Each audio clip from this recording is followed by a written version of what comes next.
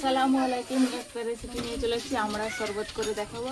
ওই জন্য আমরাগুলো সিদ্ধ করবো। এখানে কড়াই বসিয়ে দিলাম, কড়াই বসিয়ে সিদ্ধ করে দিয়েছি। এরকম যে ঢাকা একটা করে নিয়েছে আমরাগুলো। এইবার সিদ্ধ করতে দিয়ে দেবো, দিয়ে পানি দিয়ে দেবো কড়াই। আমরাগুলো সিদ্ধ হয়ে গেছে, শরবতের জন্য বসেছিলাম। এবার উঠিয়ে নেব, উঠিয়ে নিচ্ছি। এইভাবে ছিলে নিচ্ছি আমরাগুলো, সিদ্ধ করে রেখেছিলাম। নরম আমড়াগুলো ছাল সমেত উঠে চলে আসছে, তুলা যায়নি। এমনি করে চিপে নিচ্ছি চামচে করে, দিয়ে শরবতটা বানিয়ে নেব। পানিটা দিয়ে দিচ্ছি শরবতের জন্য, এইভাবে মেখে নেব। চিলি পেলেস দিয়ে দিলাম শরবতের জন্য।